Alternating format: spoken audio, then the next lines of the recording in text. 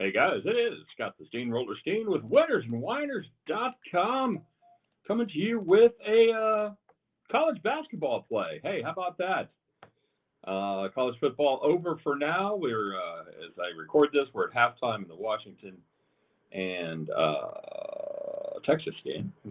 And then we'll just have one more left after that as Michigan punched their ticket earlier today in a pretty good game there, went into overtime against Bama. Man, that's trying to choose between Michigan and Bama. That's a tough choice for me. That's I don't like either one of those teams. I don't like either one of their coaches, but you know what? Good football schools, good game. So we'll see what happens. But in the meantime, we'll talk a little college basketball. But before we do, I want to give you guys a quick reminder to give us that like, punch the thumbs up, and of course subscribe to the channel if you haven't done so already. Yada yada yada, and most importantly, leave me a comment. Let me know you're out there, man. I have heard from. It's like a blast from the past. You know what? I don't even want to start naming names because I'm going to leave somebody out, and then somebody's going to be mad that I left them out. But I've heard from a bunch of. Let's not call them old timers. Let's just call them veterans of our video comment section. It's great to hear from all you guys. Keep them coming. I'm having a lot of fun doing these, especially now that we're picking up a couple wins. Speaking of which, hey, who said Oregon was going to score 45 points on the video yesterday? I was actually going back and looking at it for some technical stuff, and I was like, wait a minute, that's how many they scored. So I'm a damn genius. One in a row. How about that?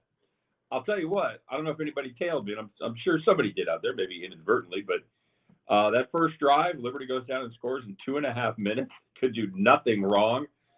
I'm like, wow, I may have got this cap wrong. This Liberty offense, it could be the real deal. Yeah, not so much, because then for the next 57.5 minutes, they scored absolutely nothing. So Oregon was basically unstoppable.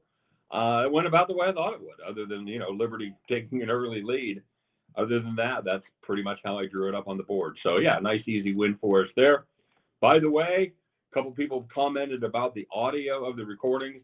I know. That's why you can see the microphone in the picture. I'm moving it a little closer to see if that makes a difference.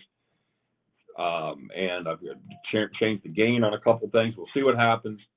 As far as you guys, if you know me, I don't have a lot of computer acumen, or it leaves to be some to be desired.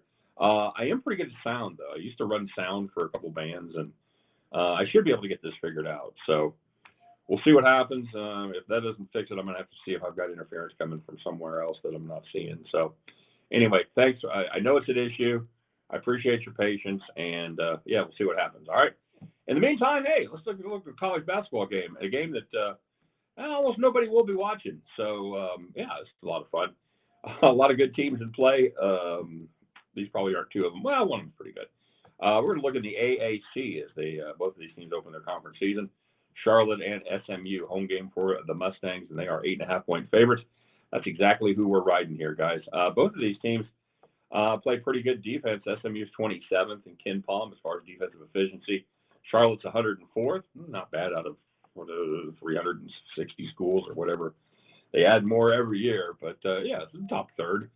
But the difference is the Mustangs actually play offense, and that's a important part of basketball. If you've watched it, you know that stopping the other team, that's good, but you need to do your own part, put some balls in that little basket thing. So one team does it, the other team doesn't do it nearly as well. They are 93rd in defensive efficiency, according to Ken Palm, while offensive efficiency, while Charlotte is 307th. So not good at all. They go at 49ers go at a snail's pace. They're 290th in pace. And I lied. They're 181st in offensive efficiency. So yeah, about right at the 50% mark. SMU much better. So basically, Charlotte likes to go slow, make the extra pass, and then find a bad shot. That's kind of what their offense revolves around. They don't shoot well from the floor. Shoot just 30.6%. That's 290th in the country. SMU Plays very, very good three-point defense. They are ninth in the nation, allowing opponents to shoot just 26.6% from downtown. You'll never make a shot downtown. Shout out to Seinfeld fans there. The Niners, well, you know what? They got a chance. All they have to do is not miss any shots, and yeah, that's it. Because why?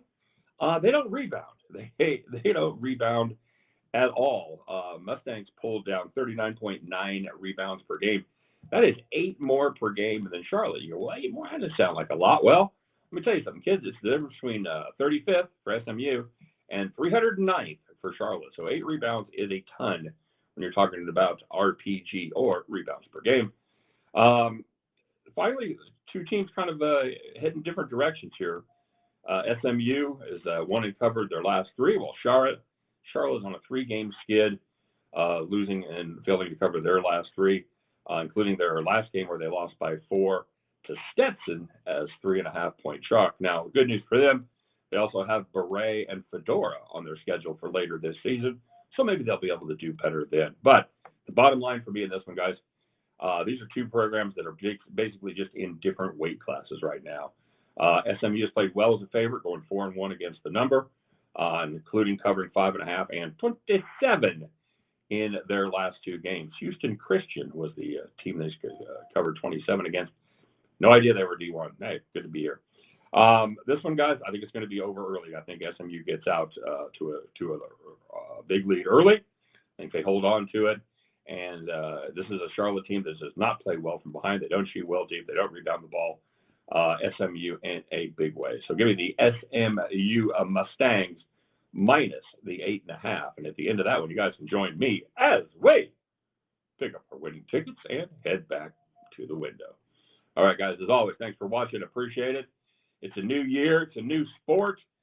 I wish they played college football every day of the week for about 6 months. I like college football. I like college basketball fine. Every year, this time of year, I just ain't quite ready yet. I'm not ready to let go of college football and embrace college basketball. I watched a few games. Yeah. I'll start getting into it. It'll be fine. All right. So let's go get that win. Go Mustangs. We'll be back here tomorrow to talk all about it. You guys take